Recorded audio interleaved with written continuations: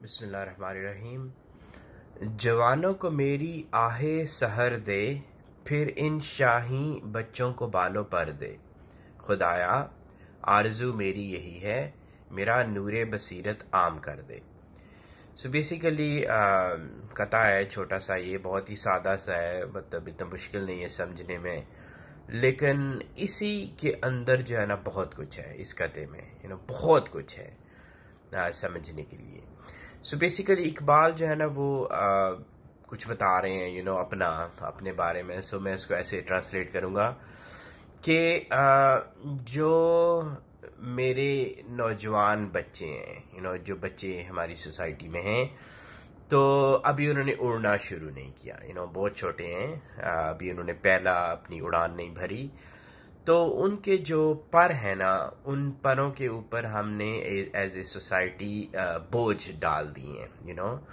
तो बोझ हमने किस चीज़ के डाल दिए? हमने उनको रंग, उनको नस्ल, उनको ज़ात पात, उनको कौमियत, उनको इलाकाइयत, ज़ुबान,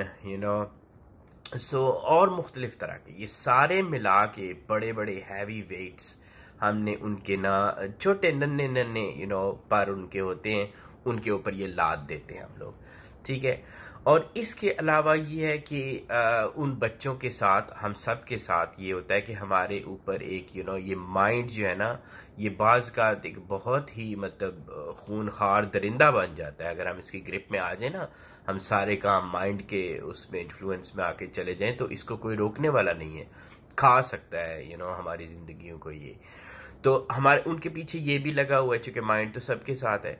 फिर उसके अलावा हमारे पास ये इंटेलेक्ट ज़दा जो मेंटेलिटी है, जो हर वक्त हमारे ऊपर ऐसे उड़ती रहती है, हमें ग्रैब करने के लिए, ताकि हम भी उसी में उनमें शामिल हो जाएं, जो कि हम सारे ही इंटेलेक्ट ज़दा हैं बेसिकली।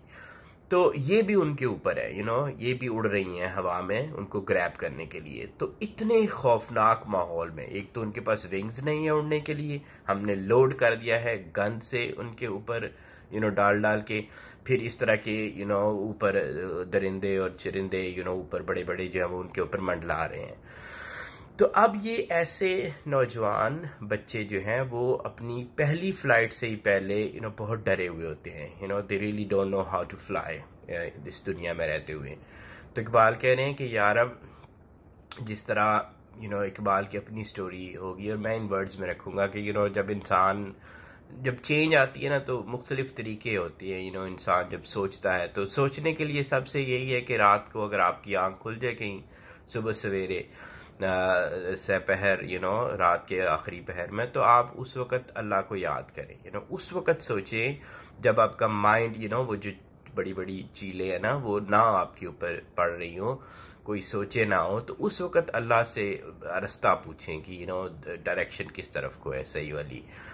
तो फिर जो है ना इसको हैबिट बनाएं, तो फिर इंशाल्लाह जो है ना रास्ता भी नज़र आता है, और फिर बहुत सी चीज़ें समझ आती हैं। वैसे तो हम समझते हैं कि अक्ल से हम बहुत ज़्यादा ज़हीन है, तो हमें सारी चीज़ें समझ आ गई हैं, लेकिन असल में हम वही उसकी ग्रिप में चले जाते हैं, उस खूनखार दरिंदे या परिंदे की। हम उसको समझ नहीं रहे होते, हम उसकी ग्रिप में होते हैं। समझ में तब चीज़ें आती हैं, वही जो रात का पिछला पहर, और बस एक तरतीब बना के उसको अल्लाह से पूछना है, किसी और से नहीं, कि आप बताएं कि सही क्या है और गलत क्या है। तो यही इकबाल को जब उनको ये मैसेज मिल गया, उनको जो चीज़ समझ आ गई, तो देन इकबाल कह रहे हैं कि मेरा नूरे बसीरत आम कर दे, कि यार अब make a way for me, कि जो चीज़ मुझे समझ आ गई है ना, इसको एक फैला दे, इसको आसान बना दे लोगों के लिए, ताकि यही चीज़ उनके दिलों में बैठ जाए, उनको समझ आ जाए। अभी तक हमें समझ नहीं आई, लेकिन यह कि उनके दिलों में बैठ जाए, और हम अपने जो बच्चे जिन्होंने अभी पहली फ्लाइट भरनी है ना, हम बड़े जवान जो है ना इस सोसाइटी के, हम उनके विंग्स में से ये बोझ उठा दें, उनके एक एक करके हटा दें, उनके लिए आसान रास्ता, आसानी पैदा करें उनके उड़ने के लिए। बड़ों का ये काम है, और छोटों का ये काम है कि वो भी समझें कि ये क्या कहा जा रहा है।